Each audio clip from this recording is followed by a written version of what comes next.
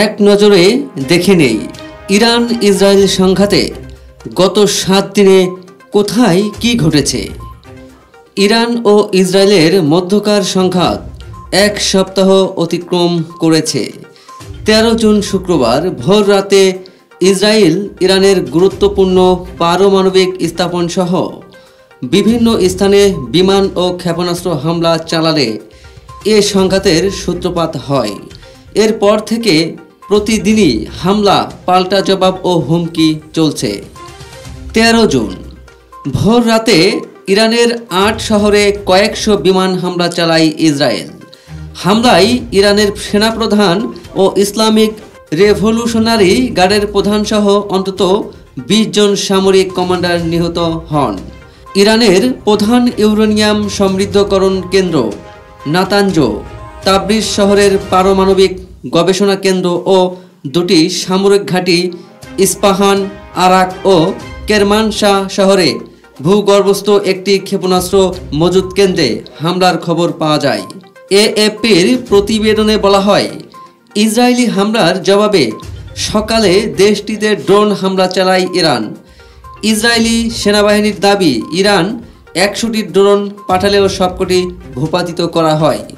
14 June ইসরায়েলকে লক্ষ্য করে ক্ষেপণাস্ত্র হামলা চালায় ইরান। তেল আবিব, মধ্য ইসরায়েল সহ বিভিন্ন স্থানে বিস্ফোরণের শব্দ শোনা যায়। ইসলামিক রেভলিউশনারি গার্ড জানায়, তারা ইসরায়েলের সামরিক ঘাঁটি ও বিমান ঘাঁটিগুলো লক্ষ্য করে এ হামলা চালিয়েছে। ইসরায়েলের 3টি F-35 যুদ্ধবিমান ভূপাতিত করে 2 পাইলটকে আটক করার দাবি করে ইরান। জবাবে ইসরায়েল ইরানের অন্তত 3টি প্রদেশে হামলা চালায়। 15 জুন ইসরায়েলের বিভিন্ন স্থানে 2 ধাপে ক্ষেপণাস্ত্র ও ড্রোন হামলা চালায় ইরান।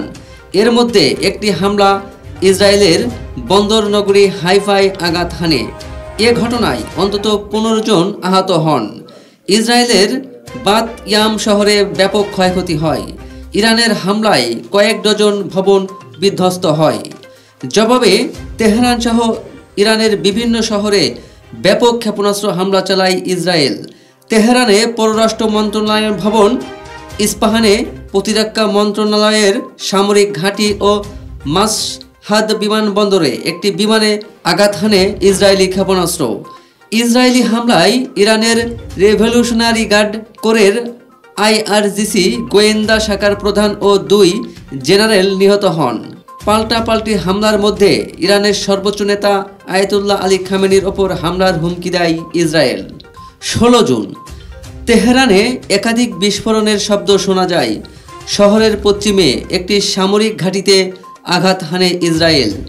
দেশটি ঘোষণা দিয়ে তেহরানে ইরানি রাষ্ট্রীয় টেলিভিশন ভবনে বিমান হামলা চালায়। হামলায় বিধ্বস্ত হয় মধ্য ইরানের কেরমানশাহ শহরের ফারাবি হাসপাতাল। জবাবে ইসরায়েলের হাইফা ও তেল আবিব শহর লক্ষ্য করে একাধিক পাল্টা হামলা চালায় ইরান। হাইফা ভিত্তিক বাজান গ্রুপ জানায়, তাদের বিদ্যুৎ ও স্টিম উৎপাদন কেন্দ্রে ব্যাপক ক্ষয়ক্ষতি হয়েছে এবং পরিশোধন কার্যক্রম বন্ধ হয়ে গেছে। অন্তত 3 জন নিহত হয়েছেন। 17 জুন ইরানের মধ্য ও পশ্চিমাঞ্চলীয় প্রদেশ, বিশেষ করে ইস্পাহান, তাবরিজ এবং রাজধানী তেহরানে ব্যাপক বোমা হামলা চালায় ইসরায়েল। ইসরায়েলি সেনাবাহিনী দাবি করে, তারা 12টি ক্ষেপণাস্ত্র উৎক্ষেপণ ঘাঁটি ও মজুত কেন্দ্র ধ্বংস করেছে। ইসরায়েল দাবি করে, তারা এক হামলায় ইসলামিক রেভলিউশনারি গার্ডের খাতাম আল আনিভিয়া শাখার প্রধান আলী সাদমানিকে হত্যা করেছে। ইসরায়েলি হামলার জবাবে ইরান উত্তর ইসরায়েল ও তেল আবিব লক্ষ্য করে ক্ষেপণাস্ত্র হামলা চালায়। হামলায় ইসরায়েলের একটি সামরিক গোয়েন্দা কেন্দ্র ও মোসাদের একটি পরিকল্পনা ঘাঁটি আক্রান্ত হয়েছে বলে দাবি করে তেহরান।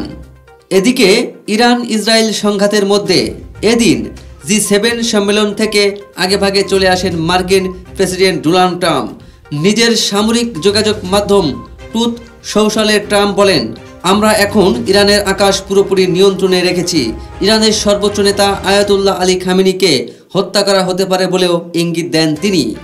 18 জুন তেহরান, ইস্পাহান প্রদেশ ও কারাজ অঞ্চলে বিস্ফোরণ ও বিমান হামলা চালায় ইসরায়েল।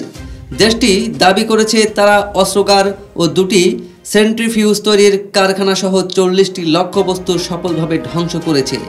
এদিন ইরান 12তম বারের মতো ইসরায়েলে ক্ষেপণাস্ত্র নিক্ষেপ করে।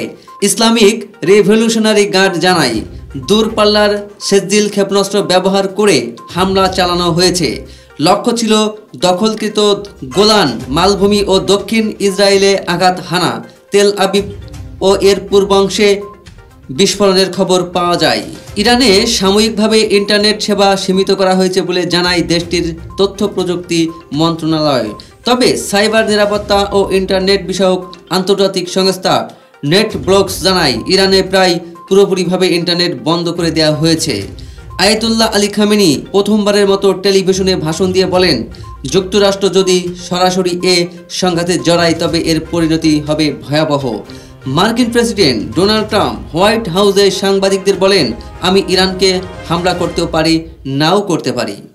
19 জুন ইসরায়েল নাতাঞ্জ ও খোন্দাব পারমাণবিক স্থাপন সহ ইরানের বহু স্থানে হামলা চালায়। ইসরায়েল দাবি করেছে তারা তেহরানে ইরানের অভ্যন্তরীণ নিরাপত্তা সদর দপ্তর ধ্বংস করেছে। কারা শহর ও পায়াম বিমানবন্দরের কাছেও বিস্ফোরণের খবর পাওয়া গেছে। এছাড়া ইরানের আরাক শহরে ভারী পানির ডিউটেরিয়াম অক্সাইড মিশ্রিত থাকে। পারমাণবিক চুল্লিতে হামলা চালিয়েছে ইসরায়েল। অন্যদিকে ইরানের ছোড়া একটি ক্ষেপণাস্ত্র দক্ষিণ ইসরায়েলের বীরশেবা শহরের সোরোকা হাসপাতালে আঘাত হানে। এ ঘটনায় 2 শতাধিক মানুষ আহত হন। কিন্তু ইরানি বার্তা সংস্থা ইরনার দাবি, হাসপাতাল নয়, এ হামলার মূল লক্ষ্য ছিল ইসরায়েলি সেনাবাহিনীর সদর দপ্তর ও গ্যাভ ইয়াম টেকনোলজি পার্কে অবস্থিত গোয়েন্দা ঘাঁটি। হোয়াইট হাউসের প্রেস সেক্রেটারি জানান, ডোনাল্ড ট্রাম্প আগামী 2 সপ্তাহের মধ্যে সিদ্ধান্ত নেবেন যুক্তরাষ্ট্র সরাসরি যুদ্ধে যুক্ত হবে কিনা। ইসরায়েলের তথ্যমতে ইরানি হামলায় এখনও পর্যন্ত অন্তত 24 জন নিহত হয়েছেন। ইসরায়েলের 5110 জনকে বাস্তুচ্যুত ঘোষণা করা হয়েছে। ওয়াশিংটন ভিত্তিক সংস্থা হিউম্যান রাইটস অ্যাক্টিভিস্টস বলেছেন, ইসরায়েলের হামলায় ইরানে এখন পর্যন্ত কমপক্ষে 639 জন নিহত হয়েছেন, আহত হয়েছেন 1320 জনেরও বেশি। সূত্র আল জাজিরা, বিবিসি, এএফপি।